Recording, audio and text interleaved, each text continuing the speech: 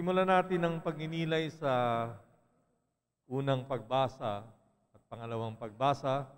Kung inyong matatandaan ang binasa, sa unang pagbasa ay nagpahayag si Moses ng kanyang pananampalataya ayon sa karanasan o kasaysayan ng pagliligtas ng Diyos.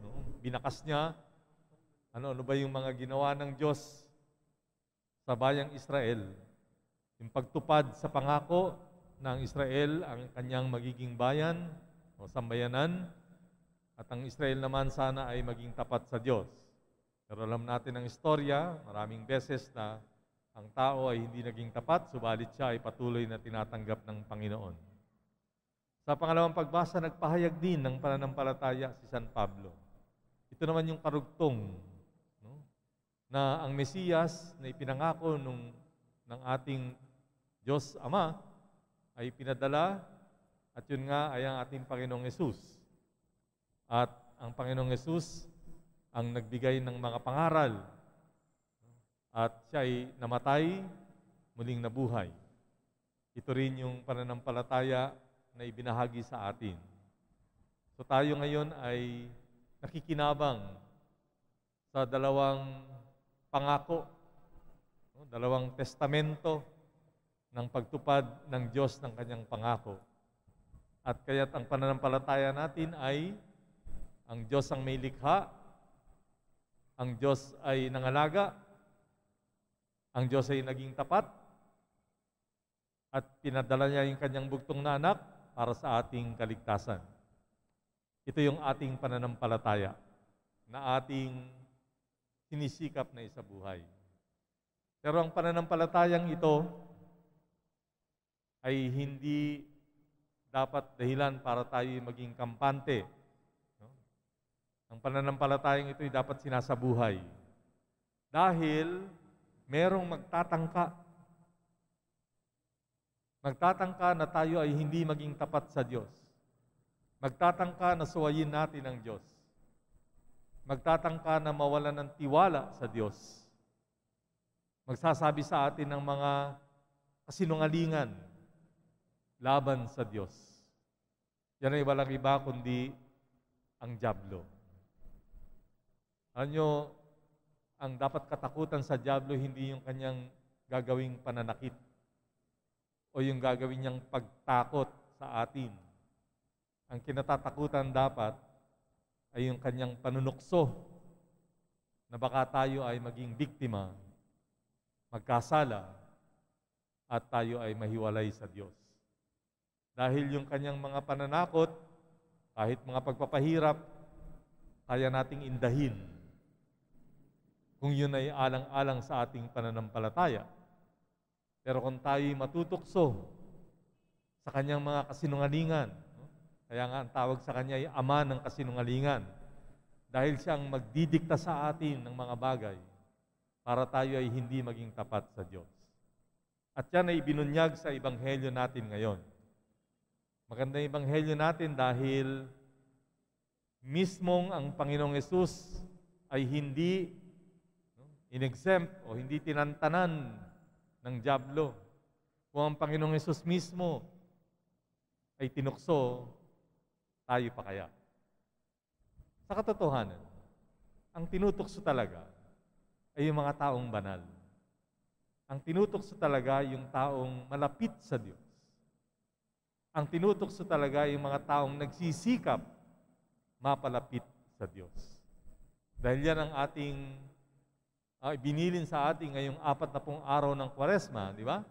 Na tayo'y magbalik loob.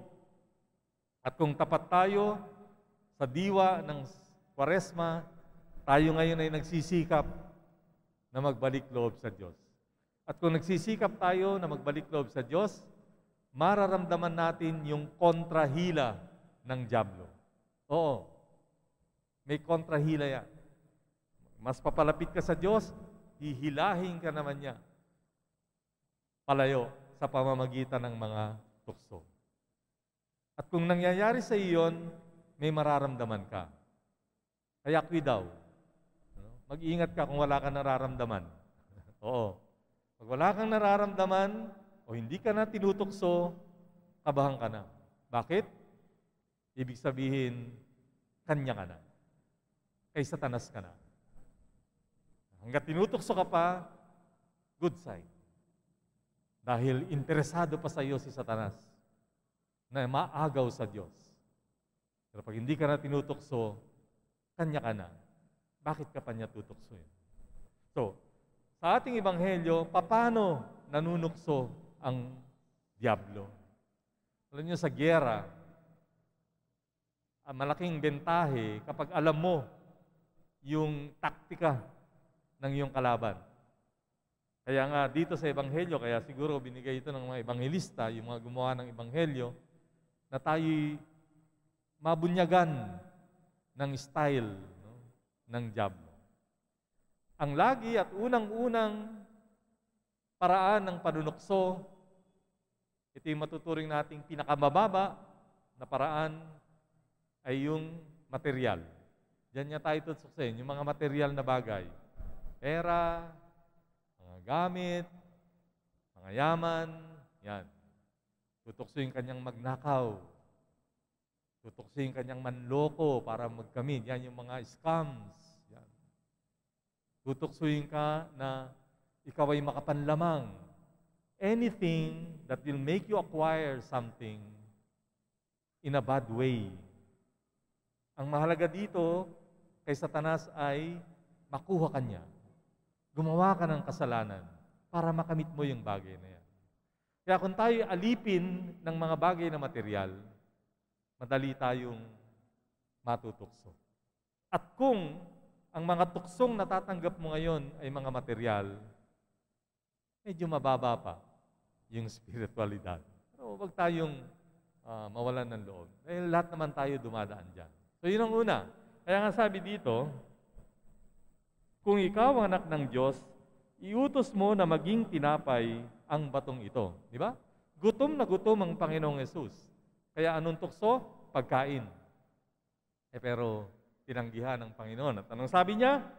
Nasusulat, hindi lamang sa tinapay nabubuhay ang tao. Kaya kung maalala nyo, nung Ash Wednesday, nagsimba kayo, anong isa sa mga utos? Fasting, sacrifice.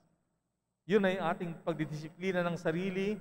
Tayo'y magliliban sa mga bagay o karaniwan ating ginagawa, magtitiis dahil gusto nating disiplinahin ang ating sarili. Patutunayan natin na kaya nating mabuhay nang wala ang mga bagay na yun. Dahil gagamitin yon ng Diablo para tayo magkasala. Pangalawa, pag hindi ka nakuha sa material, kukunin ka sa kapangyarihan. Anong sabi ng Diablo? Ibibigay ko sa iyo ang lahat ng kapangyarihan at kadakilaan ng mga kahariang ito. Pinagkaloob ito sa akin at may ibibigay ko sa kanino mang ibigin ko, kaya't kung ako ay sasambahin mo, magiging iyong lahat ito. May mga tao na hindi mo kayang tuksuin sa material. Bigyan mo ng pera, tatanggihan. Pero, sila ay matutukso mo sa kapangyarihan. Sa titulo, di ba? Posisyon. Ngayon, yan, eleksyon. Hindi ko na sinasabing lahat ng mga kandidato, mga uhaw sa kapangyarihan. No? Pero meron dyan, gagawin ng lahat, manalo lang. Mandadaya. Di ba? Magsisinungaling. Manlilin lang. Kaya ingat tayo. Dahil yung kanilang layunin ay magkamal lang ng kapangyarihan dahil sa kanilang ibang intensyon. Kaya dyan babagsak yung mga taong yan na mayayaman na, no? Bakit kailangan pa nilang magkamal ng kapangyarihan? Di ba?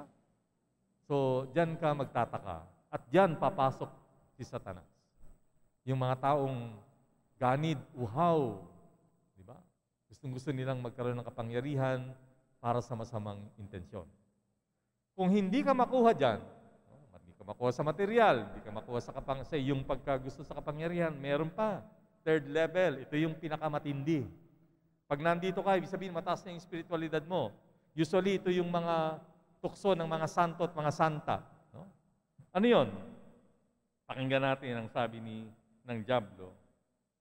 At dinala siya ng dyablo sa taluktok ng templo ng Jerusalem at sinabi sa kanya, kung ikaw ang anak ng Diyos, magpatihulog ka, sapagkat nasusulat, ipagbibili niya sa kanyang mga anghel na iingatan ka at aalalayan ka nila upang hindi ka matisod sa bato. Ano yung sinusubok sa Panginoon? Yung kanyang pagka-Diyos. Anong tawag dun sa tuksong yon? Pride. Sinasabi natin fried chicken. Di ba? Sino sa atin ang mataas ang pride? Masyadong mataas ang tingin sa sarili. Di ba? Nasasaktan kapag yung pagkatao niya ay tinitira at pinupuna. Ay, huwag mong sasalingin yung kanyang mga katangian. Di ba? Taba-taba mo, bobo, payat. Di ba? O kahit na matalino, kahit na ano, kahit saan ka banda. Basta gagamitin yan ni Satanas para ikaw ay magkasala. Matalino ka ba talaga? Sige nga, gawin mo nga ito. Di ba? Tuturuan ka kung paano mandaya. Makikiraan ako no? Sa accounting, ganyan. Tuturuan ka.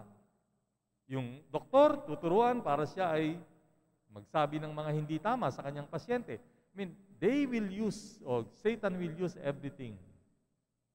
Para yung pride mo masaling, para ikaw ay gumawa ng kasalanan. Ito, hinamon ang pagka-Diyos ni Jesus. Pero anong sabi niya?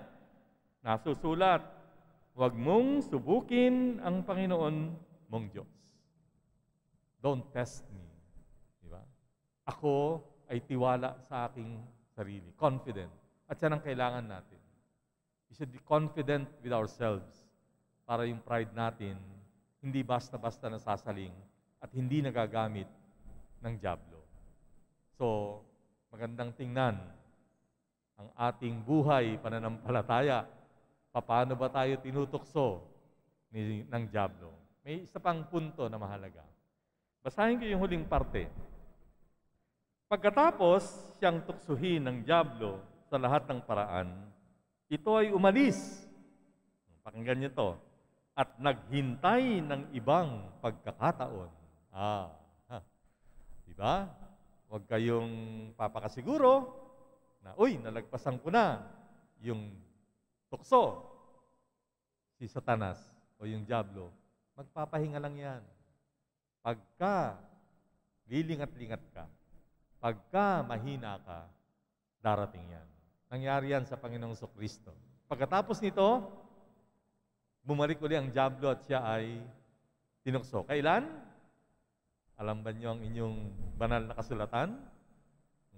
Kung ang sagot niyo ay dun sa Getsemani, tama kayo. Di ba doon? Siya ay sinubok muli ng dyablo kung tatanggapin niya yung kalooban ng Ama na siya ay mamatay at muling mamatay sa krus. Mahirap yon. Pinagdesisyonan din yon ng Panginoon. Pero tinanggap ng Panginoon. Hindi siya nagpatukso sa dyablo na huwag nang ituloy yung plano ng kanyang Ama. That's a warning for all of us. Nasa darating ang panahon, kapag tayo nagtagumpay at tayo naging kampante, babalik siya at muli tayong tutuksohin.